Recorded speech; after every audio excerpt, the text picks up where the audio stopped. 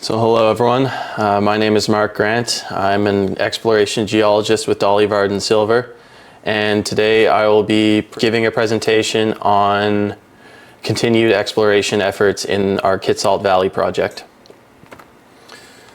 This presentation will contain some forward-looking statements. Okay, so the Kitsault Valley project is located at the southernmost part of the Golden Triangle and are right around here, and our mineral tenure resides on the territory of the Nisga'a and Gitignan First Nations, which we continue to build strong relationships with. So prior to the 2025 exploration season, the Dolly Varden Silver acquired mineral tenure packages from Hecla, Mountain Boy, and Strike Point. This increased the size of our mineral tenure from approximately 15,000 hectares to approximately 100,000 hectares, adding several past producing silver mines and developed prospects to our project portfolio, also increasing our working area for exploration. Just to give a little bit of the background of regional geology of the Golden Triangle in our area, the Kitsault Valley project lies on the Stikine terrain, and the oldest rocks in the area are represented by volcanic and sedimentary units of the Stuhini group. The Stuhini group was then intruded by granitoid intrusions of the Stikine plutonic suite and the Texas Creek plutonic assemblage. Then volcanic and sedimentary rocks of the Stuhini group were overlain by volcanic rocks of the Hazelton group. And the Kaiba redline theory states that many of the mineral deposits in the Golden Triangle are within approximately 5 kilometers of the unconformity between the Stuhini and Hazelton rocks. The Hazelton group rocks are then overlain by the Bowser Basin group, which represents rifting and basin formation, and this is followed by granitoid intrusive activity of the Coast Plutonic Suite.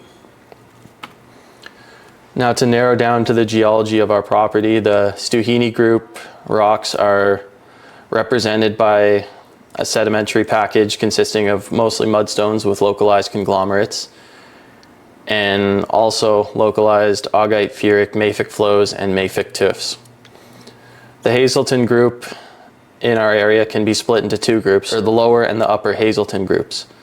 And the lower Hazelton group is represented by andesite and dacite flows and tuffs from the Betty Creek Formation, and the upper Hazelton group is represented by intermediate epiclastic rocks of the Kitsault.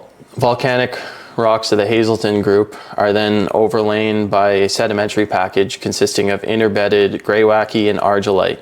However, this is not related to the Bowser Lake group, as the Bowser Lake group is not well exposed within our property. So the mineralization within our property includes several past producers, developed prospects, including the Wolf and Homestake Ridge deposits, which is the focus of our current drill programs. It also contains an abundance of mineral occurrences, which have been classified by MinFile as polymetallic vein type, silver or gold, or Kuroku-Noranda type massive sulfide deposits, except for Big Bulk, which is classified as a porphyry copper gold. Seeing that the dominant mineralization style in the Kitsault Valley project consists of precious metal vein-rich polymetallic vein deposits, to me this suggests that what I'm searching for is mostly epithermal type deposits. Therefore, what I'm looking for are structurally controlled breccias, veins, replacement zones, or disseminations, which are typically surrounded by hydrothermally altered rock.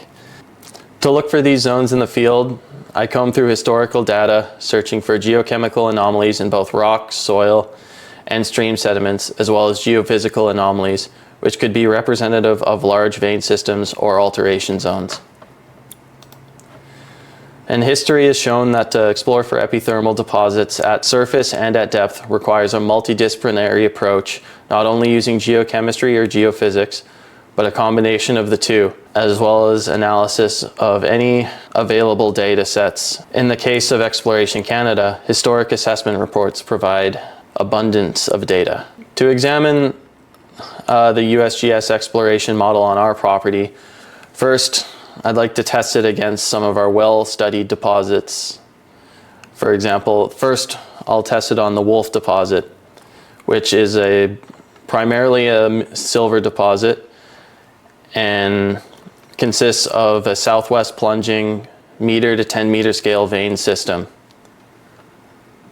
Silver in this vein system is present as native silver, as well as silver within silver-rich sulfosalt minerals. And the known plunge length of this deposit, 100 meters. And this deposit is hosted within the Kitsault Intermediate Epiclastic Volcanics. Okay, historic rock sampling in the area does show a significant silver anomaly that is spatially associated with with previously mapped occurrence of mineralized veins. And the Wolf area also, the mapped exposures of the mineralized veins also are associated with a antimony anomaly in soil. And the Wolf deposit is also correlated with a significant mag low. Therefore, the USGS model can be used to search for mineralization similar to Wolf. Now we tested out on the Homestake Ridge deposits. The Homestake Ridge deposits consist of two main deposits, the Homestake Main and the Homestake Silver deposits. These both consist of northwest-southeast striking, structurally controlled quartz carbonate stockwork and or hydrothermal breccias. Gold and silver is the dominant commodity in the Homestake Ridge deposit. It's commonly observed with pyrite, and there's also accessory base metal sulfides. And the Homestake Ridge deposit is hosted within the Betty Creek Intermediate Volcanic Unit. Now, to test the USGS model on the Homestake Ridge deposit, and rock sampling in the area has picked up a significant gold anomaly. However, antimony in soils is not anomalous from historic soil sampling programs. However, the Homestake Ridge mineralization is associated with a significant arsenic anomaly in soils. Furthermore, analysis of the mag survey does show that there is a significant mag low near the Homestake deposit towards the southwest. So based on the results from this study, I concluded that the USGS model for epithermal deposit exploration can work, and I've also refined it to fit our property. So what I'm looking for is an area where historic rock samples have anomalous gold, silver, as well as base metal sulfides like copper, lead, and zinc. For soil samples, I'm looking for anomalies in the following elements, and I've chosen these elements particularly because they are resistant to weathering under acidic conditions and will therefore better reflect the composition of the underlying bedrock. And the geophysical signature I'm looking for is a magnetic low or a conductivity low, resistivity high. And I will also be consulting assessment reports of nearby mineral occurrences to observe what the other geologists saw. The next step in my target selection process is much simpler, and it's to go out in the field, observe the bedrock, grab rock samples of the mineralized areas, interpret the data, and provide recommendations. After applying this stepwise process over the past few seasons, I'll now present to you some of the mineral occurrences that myself and the exploration team have been working to develop. The first one is the Musketeer. It's located within the Kitsault Valley and about 1 kilometer south of the Wolf deposit. It's an area where historic rock sampling and diamond drilling programs in the past have yielded significant results. Desktop study of the Musketeer area concluded that historic rock sampling in the area yielded several samples with anomalous silver, and the soil sampling grids in the area have revealed localized antimony anomalies. And analysis of the geophysical surveys in the area were determined to be inconclusive, and any anomalies in the area were interpreted to be related to the Wolf deposit.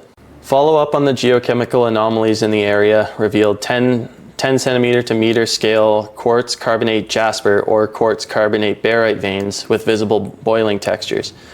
These veins are all steeply dipping but strike mostly towards the southwest or east-west. These veins commonly contain galena and pyrite, as well as trace amounts of chalcopyrite and sulfosalt minerals. Rock samples from these veins regularly yielded anomalous silver, including one sample which yielded up to 479 grams per ton silver. Interpretation of the outcrop and rock sample data revealed a southwest trending vein system which plunges towards the southwest underneath sedimentary cover. This shows similarities with the nearby Wolf deposit. In the future, since significant mapping has already been done in this area, my recommendations included IP surveys and diamond drilling to test the southwestern extension of the southwest plunging vein system.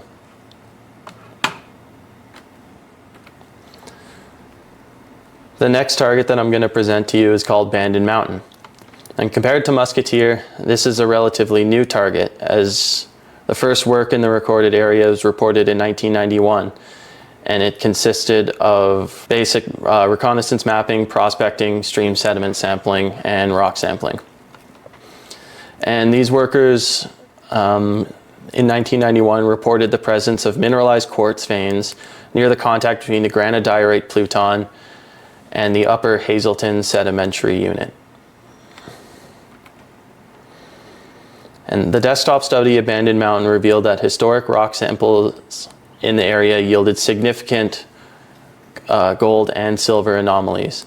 However, since this is in an alpine or subalpine area, no soil sampling data is present. The mag anomaly in the area shows a bulbous mag high, and this does not particularly fit with the USGS model for epithermal deposits, but this bulbous mag high was interpreted to represent the intermediate intrusive in the area. Now, following up on these geochemical anomalies revealed the presence of 10 centimeter scale solid quartz veins hosted within the hornblende biotite granodiorite unit. And these veins contain pyrite and galena with trace amounts of stibnite. These veins strike towards the northwest and dip shallowly towards the southeast. And highlights from past rock sampling programs included one sample which yielded 19.8 grams per ton gold, and another sample which yielded 1,150 grams per ton silver. An interpretation of the bedrock data collected in 2024 shows that the bulbous mag high does align with the presence of a hornblende biotite granodiorite in the area. Also, the gold-silver veins have a mapped extent of about 500 meters from the original reported showing towards the southeast. And therefore, the recommendations for Bandon Mountain were to continue mapping the contact between the pluton and the sedimentary unit, collect whole rock data from the pluton itself, and conduct channel sampling on the flat-lying vein. We also would like to conduct IP surveys towards the southeast to determine the extent of the mineralized vein at depth. Furthermore, the acquisition of the new ground, which I spoke about earlier in the presentation, allows us to continue exploring the Bandon Mountain area towards the southwest and continue to attempt to extend mineralization towards the southeast.